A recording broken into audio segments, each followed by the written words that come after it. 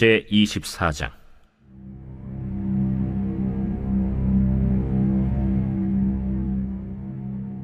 여호와께서 다시 이스라엘을 향하여 진노하사 그들을 치시려고 다윗을 격동시키사 가서 이스라엘과 유다의 인구를 조사하라. 이에 왕이 그 곁에 있는 군사령관 요압에게 이르되, 너는 이스라엘 모든 지파 가운데로 다니며 이제 단에서부터 브엘세바까지 인구를 조사하여 백성의 수를 내게 보고하라. 이 백성이 얼마든지 왕의 하나님 여호와께서 100배나 더하게 하사 내 주 왕의 눈으로 보게 하시길 원하나이다. 그런데 내 주 왕은 어찌하여 이런 일을 기뻐하시나이까? 왕의 명령이 요압과 군대 사령관들을 재촉한지라. 요압과 사령관들이 이스라엘 인구를 조사하려고 왕 앞에서 물러나 요단을 건너 갓 골짜기 가운데 성읍 아로엘 오른쪽 곧 야셀 맞은쪽에 이르러 장막을 치고 길르앗에 이르고 닷딤 호시 땅에 이르고 또 다냐 안에 이르러서는 시돈으로 돌아 두로 견고한 성에 이르고 히위 사람과 가나안 사람의 모든 성읍에 이르고 유다 남쪽으로 나와 브엘세바에 이르니라. 그들 무리가 국내를 두루 돌아 9달 20날 만에 예루살렘에 이르러 요압이 백성의 수를 왕께 보고하니 곧 이스라엘에서 칼을 빼는 담대한 자가 80만 명이요 유다 사람이 50만 명이었더라. 다윗이 백성을 조사한 후에 그의 마음에 자책하고 다윗이 여호와께 아뢰되, 내가 이 일을 행함으로 큰 죄를 범하였나이다. 여호와여, 이제 간구하옵나니 종의 죄를 사하여 주옵소서. 내가 심히 미련하게 행하였나이다. 다윗이 아침에 일어날 때 여호와의 말씀이 다윗의 선견자 된 선지자 가세게 임하여 이르시되, 가서 다윗에게 말하기를 여호와께서 이와 같이 말씀하시기를 내가 네게 세 가지를 보이노니 너를 위하여 너는 그 중에서 하나를 택하라. 내가 그것을 네게 행하리라 하셨다 하라. 하시니 가시 다윗에게 이르러 아뢰어 이르되, 왕의 땅에 7년 기근이 있을 것이니까 혹은 왕이 왕의 원수에게 쫓겨 석 달 동안 그들 앞에서 도망하실 것이니까 혹은 왕의 땅에 사흘 동안 전염병이 있을 것이니까 왕은 생각하여 보고 나를 보내신 이에게 무엇을 대답하게 하소서. 다윗이 가세게 이르되, 내가 고통 중에 있도다.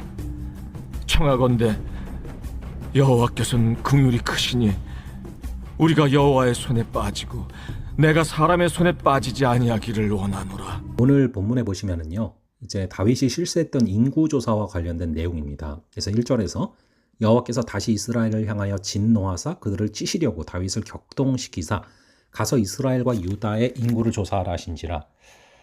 이 1절은요, 다윗의 인구조사를 실시하게 된 배경 이면에 하나님의 이스라엘을 향한 진노하심이 동기였다라는 것을 밝히고 있습니다. 이스라엘이 무슨 죄를 저질렀는지는 정확하게 나와 있지 않지만 하나님께서 다시 진노하셨다라는 것을 볼 때 하나님이 싫어하시는 죄를 반복해서 저질렀다라는 것을 알 수가 있습니다. 그래서 이 반복되는 이스라엘의 죄에 대해 하나님께서는 그들을 치시기 위해서 다윗을 격동시켜서 인구조사를 실시하도록 하셨다라고 나오죠. 여기서 격동시키다라는 단어는 감정을 흥분시켜서 어떤 충동이 느껴지도록 한다라는 의미인데요. 그렇다면은 오늘 본문 1절은 반복되는 이스라엘의 죄에 대해 진노하신 하나님께서 그들을 징계하시려고 다윗의 감정을 움직이셨다. 뭐 그렇게 내용이 나오죠. 자, 그런데 이제 10절에 보면요, 다윗이 백성을 조사한 후에 그의 마음에 자책하면서 자신이 큰 죄를 저질렀다라고 말을 하고 있거든요. 본문 1절에서는 성경은 다윗이 인구조사에 실시하게 된 그 이유가 하나님께서 반복된 죄를 짓는 이스라엘 백성들을 징계하시기 위함이었다라고 분명히 밝히고 있는데 10절은 다윗은 그 일로 인해서 자신을 자책하면서 하나님께 죄를 지었음을 고백한다라는 것이죠. 왜 이것이 조금 이렇게 이해가 안 될 수 있는 부분일 수 있습니다. 과연 다윗이 왜 여기서 자신이 죄를 저질렀다고 고백을 하는가? 그 내용이 사실은 본문 2절인데요. 이에 왕이 그 곁에 있는 군사령관 요압에게 이르되 너는 이스라엘 모든 지파 가운데로 다니며 이제 단에서부터 부엘세바까지 인구를 조사하여 백성의 수를 내게 보고하라. 다윗은 요압을 통해서 인구 조사를 실시하도록 명령합니다.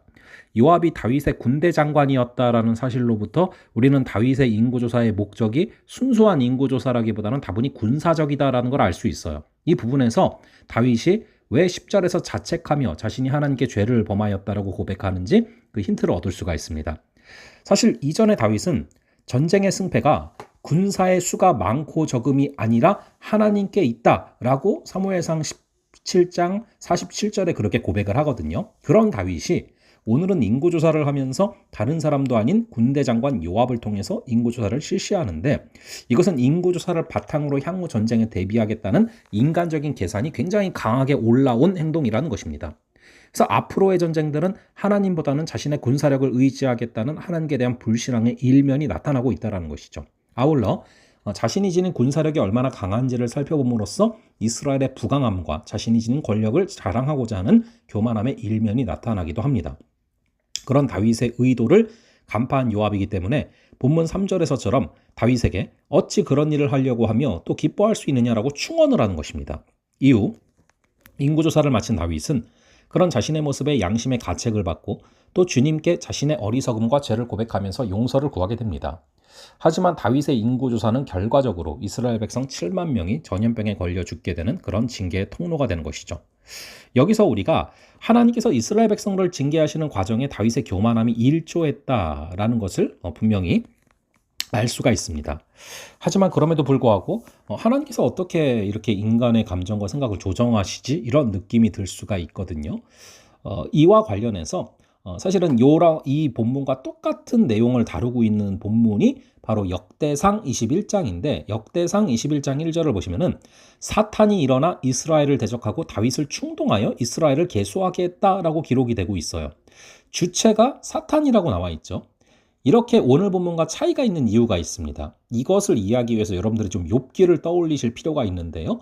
욥은 하나님의 종이고 하나님이 너무나 기뻐하시고 자랑하는 자였습니다.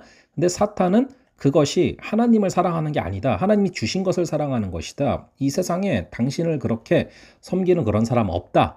이렇게 얘기를 할 때, 그렇게 참소를 할 때 그때 하나님께서 이렇게 뭐랄까요? 이 사탄이 이렇게 건드릴 수 있도록 허락은 하시되 그런데 이 목숨은 절대 건드리지 못하게 하는 그런 부분들을 우리가 살펴볼 수 있지 않습니까? 그리고 결국에 그 과정을 통해서 욥은 정말로 이 의인의 반열에 오르는 그 모습을 우리가 바라보게 되죠.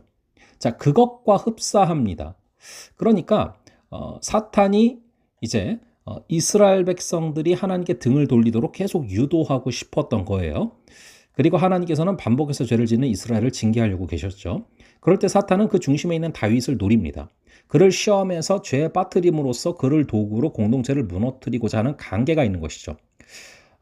이것을 하나님은 다 알고 보고 계셨어요. 하지만 사탄의 시험 앞에 놓여있던 욥을 하나님께서 믿으심으로 사탄의 시험에 그에게 임하도록 그가 그것을 대처하도록 하신 것처럼 어쩌면 하나님께서 그런 맥락에서 다윗을 믿고 사탄의 시험에 잠시간 노출되도록 하신 것이죠. 그냥 놔둔 것이죠. 이와 관련해서 하나님께서는 죄를 범한 이스라엘 백성을 징계하시기 위해서 다윗을 꼭 사용하지 않으셔도 됩니다. 다양한 이스라엘 백성들에게 불뱀을 보냈던 광야에서 그런 일들도 있지 않습니까? 근데 이제 오늘 다윗의 인구조사 이면에는 다윗을 이용해서 이스라엘 백성들을 넘어뜨리려는 그런 사탄의 계략이 있었다라는 것이죠. 그런 상황 가운데 오늘 다윗은 사탄의 시험에 넘어간 것입니다. 하나님께서는 끝까지 다윗을 믿어주셨음에도 그는 하나님보다 자신의 군사력을, 하나님보다 자신이 지닌 권력을 의지하는 교만함에 빠짐으로 사탄의 시험에 쓰러지는 것이죠. 이 교만함이라는 것은 하나님을 잊게 되는 것입니다. 교만함은 나를 나되게 하시고 나를 그 자리에 올리신 하나님을 잊고 그 앞에서 방자해지는 것이죠. 사탄이 바로 그런 틈을 노린다는 것을 우리가 꼭 기억하시기 바랍니다. 그리고 그것을 통해서 당사자를 쓰러뜨리면서 끝나는 것이 아니라 그가 속한 공동체에도 치명적 결과를 가져오게 된다라는 것들. 이것을 우리가 잊으면 안 됩니다.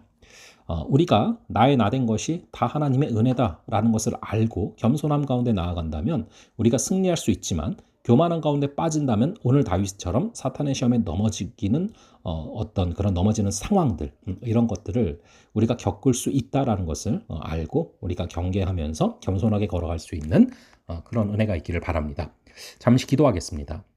아버지 하나님, 오늘 본문을 통하여서 이 다윗이 이 겸손함이 사라졌을 때 전쟁은 이 백성의 또 수가 많고 적음, 또 군사의 수가 많고 적음에 달린 것이 아니라 하나님께 달렸다라고 고백하던 다윗이 어느덧 이 군사적인 전쟁에 있어서 인구조사를 먼저 실시하는 그 모습을 바라봅니다.